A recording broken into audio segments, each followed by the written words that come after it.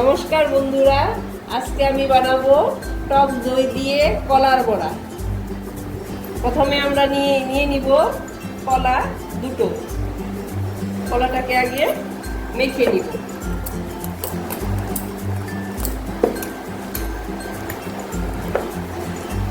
এখন দিয়ে দিব একটু নুন, অল্প একটু টেস্টের জন্য নুন দিয়ে করে দিব ফেটানো টক দই।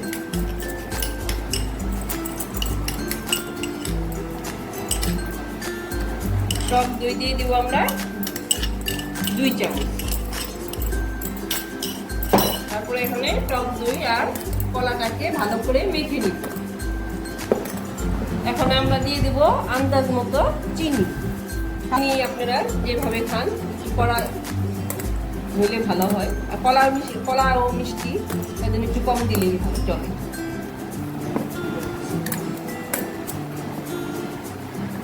এখানে দিয়ে দিব আমরা আটা। আটাটা আগে অল্প পরিমাণ দিয়ে মেখে নেবেন, যদি দরকার হয় আর একটু দিয়ে নিবেন। মানে একটা আটা দিয়ে বেটার তৈরি করে নিব।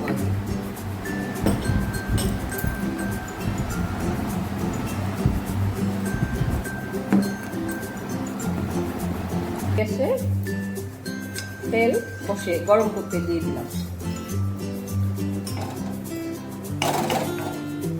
এখন আমরা তেল গরম হয়ে গিয়েছে, এখন আমরা বড়াগুলো দিয়ে দিব। বিকালের চার সঙ্গে এই বড়াটা খেতে দারুণ লাগে। এটা বিশেষ করে বাচ্চাদের জন্য হেলদি। এটার মধ্যে আছে কলা, টক দই। এটাকে 2 দিন রেখেও খেতে পারবে।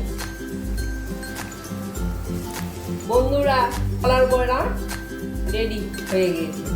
1 মিনিটের মধ্যে আমাদের কলার বড়া রেডি হয়ে গেছে। এখন এটাকে আমি ভালো করে তেল ঝরিয়ে এটাকে আমি কিছু রাখবো একটা কাগজের মধ্যে রাখবেন। তেলটা কাগজের মধ্যে লেগে যাবে।